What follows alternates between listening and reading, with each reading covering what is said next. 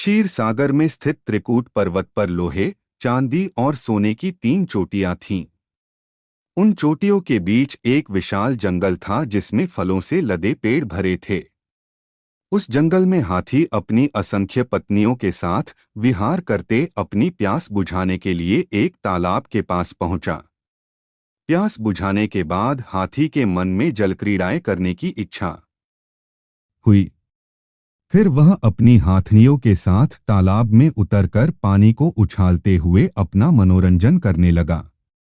इस बीच एक बहुत बड़े मगरमच्छ ने हाथी के दाएं पैर को अपने दाढ़ों से कसकर पकड़ लिया। इस पर पीड़ा के मारे गजेंद्र धींकार करने लगा। उसकी पत्नियां डरकर तालाब के किनारे पहुंचीं और अपने पति के दुख को देख रोने लगीं। उनकी समझ में न आया कि हाथी को मगरमच्छ की पकड़ में से कैसे छुड़ाएं। हाथी भी मगरमच्छ की पकड़ से अपने को बचाने के सारे प्रयत्न करते हुए छटपटाने लगा। हाथी अपने दांतों से मगरमच्छ पर वार कर देता और मगरमच्छ उछलकर हाथी के शरीर को अपने नाखूनों से खरोंच लेता जिससे खून की निकलता। हाथी मगरमच्छ की पीठ पर अपनी सूंड चलाता।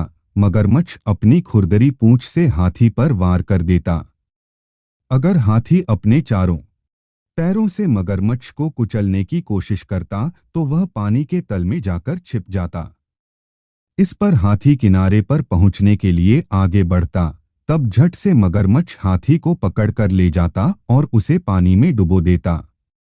इस तरह मगरमच्छ और हाथी के बीच 1000 साल तक लगातार लड़ाई चलती रही। हाथी अपनी ताकत पर विश्वास करके हिम्मत के साथ लड़ता रहा, फिर भी धीरे धीरे उसकी ताकत घटती गई। मगरमच्छ तो पानी में जीने वाला प्राणी है। पानी के अंदर उसकी ताकत ज्यादा होती है। वह हाथी का खून चूसते दिन ब दिन मोटा होता गया।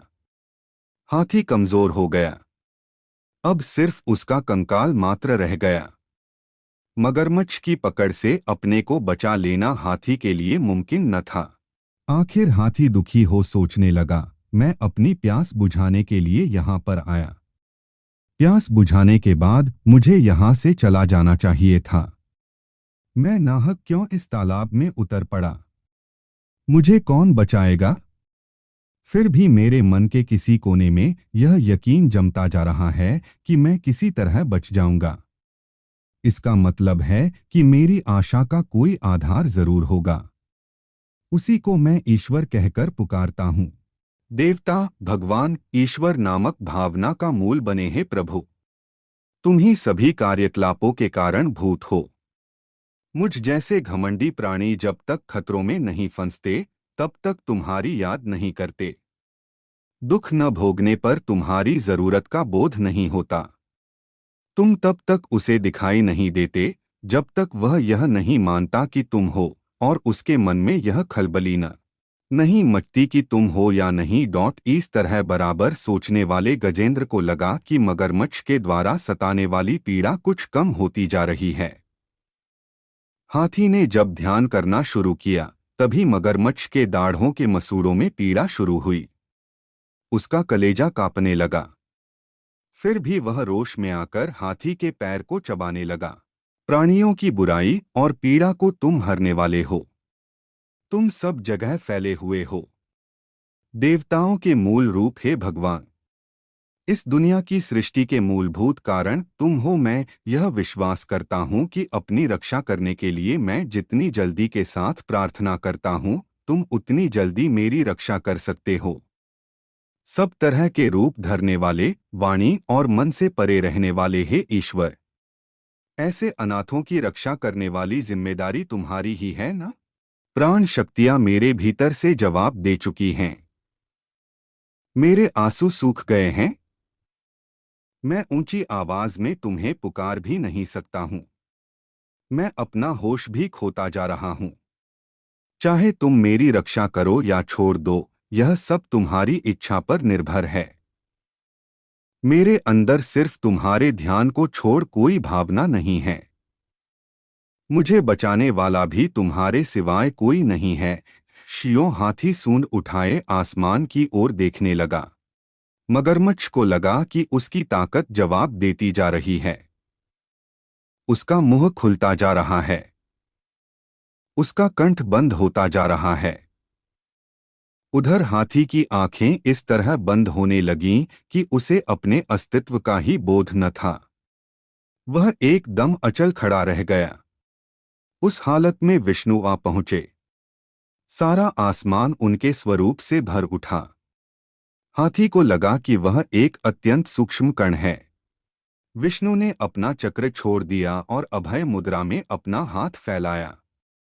बड़ी तेज गति के साथ चक्कर काटते विष्णु चक्र ने आकर मगरमच्छ का सर काट डाला।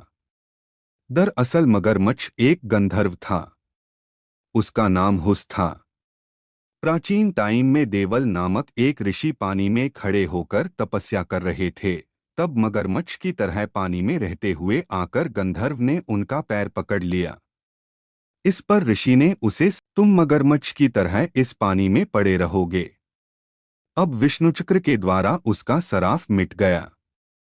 मगरमच्छ से छुटकारा पाने वाले हाथी को तालाब से बाहर खींचकर विष्णु ने अपनी हथेली से उसके कुंभस्थल को स्पर्श किया। उस स्पर्श की वजह से हाथी अपनी खोई हुई ताकत पाने के साथ पूर्व जन्म का ज्ञान भी प्राप्त कर सका। हाथी पिछले जन्म में इंद्रद्युम्न नामक एक विष्णुभक्त राजा थे। विष्णु के ध्यान में मग्न उस राजा ने एक बार ऋषि अगस्त्य के आने का ख्याल न किया। ऋषि ने क्रोध में आकर उसे शराफ दिया कि तुम अगले जन्म में मत्स्य हाथी बनकर पैदा होगे। उसी दिन हाथी के रूप में पैदा होकर उसने मुक्ति प्राप्त की। हाथी मोक्ष की कहानी नैमिषारण्य में होने वाले सत्र याग में पधारे हुए शौनक आदि मुनियों को सूत महर्षि ने सुनाई। मुनियों ने सूत महर्षि से कहा, मुनिवर, हाथी मोक्ष की कहानी हमें तो सिर्फ एक हाथी की जैसी मालूम नहीं होती, बल्कि सारे प्राणी कोटि से संबंधित मालूम होती है। खासकर कई बंधनों और मुसीबतों में फंसकर तड़पने वाले मानव जीवन से संबंधित लगती है। इसके जवाब में सूत महर्षि बोले, हाँ, हाथी मोक्ष की कहानी श्लेषार्थ से भरी हुई है। उसका अन्वय जो जिस रूप में चाहे कर सकता है। काल तो विष्णु के अधीन में है, इसलिए कालचक्र के परिभ्रमण में कई कठिनाइयां और समस्याएं हल होती जाती हैं। मुनियों ने पूछा, मुनिवर, हाथी मोक्ष के आधार पर हमें यह मालूम होता है कि प्रत्येक कार्य का कारणभूत सर्वेश्वर विष्णु हैं। ऐसे महाविष्णु की कहानी पूर्ण रूप से सुनने की इच्छा हमारे मन में जाग रही है।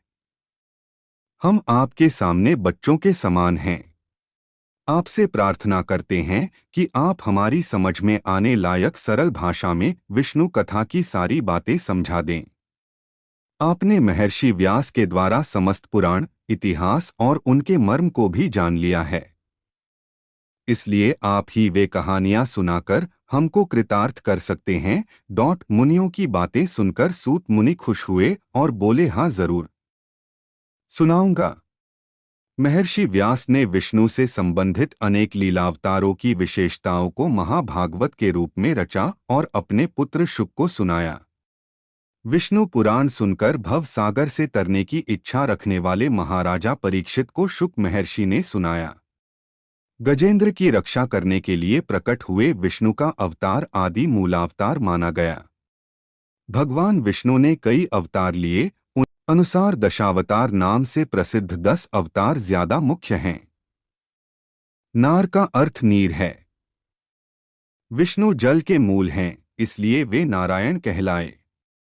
नारायण से ही नीर या जल का जन्म हुआ। जल से प्राणी पैदा हुए। विष्णु मछली के रूप में अवतरित हुए। दशावतारों में वही पहला मत्स्यावतार है। विष्णु जल से भरे नील मेघ के रंग के होते हैं। मेघ के अंदर जैसे बिजली छिपी हुई है, उसी प्रकार विष्णु स्वयं तेजोमय हैं।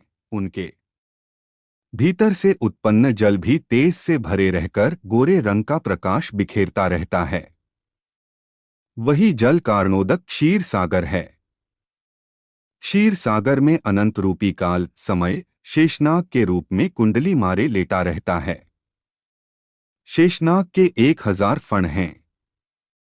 अनंत शेषनाग पर शेषशायी के रूप में विष्णु लेटे रहते हैं। उनकी नाभि में से एक लंबे नाल के साथ एक पद्म ऊपर उठा। उसी पद्म से ब्रह्मा का उदय हुआ। ब्रह्मा ने सभी प्राणियों की सृष्टि की। अनंतकाल युगों के रूप में चलता रहता है। कृत, त्रेता, द्वापर और कलियुग, इन चारों को मिलाकर एक महायुग होता है। 1000 महायुग मिलकर एक कल्प होता है।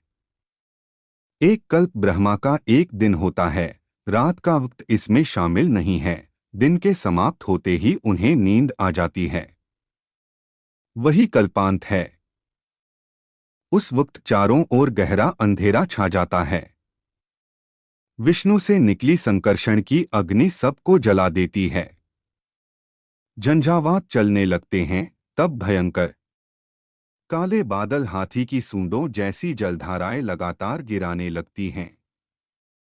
महासमुद्र में आसमान को छूने वाला उफान होता है। भूख, भुवर और स्वर्ग लोक डूब जाते हैं। चारों तरफ जल को छोड़ कुछ दिखाई नहीं देता। यही ब्रह्मा के सोने की रात प्रलयकाल है। यही कल्पांत का समय है। सत्यव्रत नामक राजर्षि नदी में नहाकर नारायण का ध्यान करके जब वे अर्घ्य देने को हुए तब उनकी एक छोटी मछली आ गई। सत्यव्रत उस मछली को नदी में छोड़ने जा रहे थे। तब वह मछली बोल उठी, हे राजन, हमारी मछली की जाति अच्छी नहीं होती। छोटी मछलियों को बड़ी मछलियां खा जाती हैं। अगर उनसे बच भी जाए, मछुआरे जाल फेंककर पकड़ लेते हैं। इसलिए मैं आपकी शरण मांगने अंजलि में आ गई हूं। कृपया से मुझे छोड़ न दीजिएगा। सत्यव्रत मछली को अपने कमंडलू में रखकर अपने नगर में ले गए। वे महाराजा के रूप में राज्य करते हुए बड़ी तपस्या करने वाले एक राजर्षि थे। विष्णु के परम भक्त और बड़े ज्ञानी थे। कमंडलू के भीतर वाली छोटी मछली दूसरे दिन तक बड़ी हो गई और छटपटाते आर्तनाद करने लगी, महाराज, मुझको कमंडलू से निकालकर बड़ी जगह पहुंचा दीजिए। इस पर मछली को बड़े नांद में छोड़ दिया गया। वह थोड़ी ही देर में बहुत बड़ी हो गई। तब सत्यव्रत ने उसे एक तालाब में डाल दिया। मछली बराबर बढ़ती गई। तब उसे तालाब से बड़ी नदी में, नदी से समुद्र में पहुंचाया गया। इस पर मछली ने पूछा, हे राजर्षि, मैं आपकी शरण में आया हूं। ऐसी हालत में क्या आप मुझे समुद्र में छोड़कर चले जाएंगे? क्या मगरमच्छ और तिमिंगल मुझको खा न नहीं जाएंगे? सत्यव्रत ने कहा, हे महामछली, बताओ मैं इससे बढ़कर तुम्हारे लिए क्या कर सकता हूं? पल भर में 100 योजन बढ़ने वाले तुमको भला कौन प्राणी खा सकता है?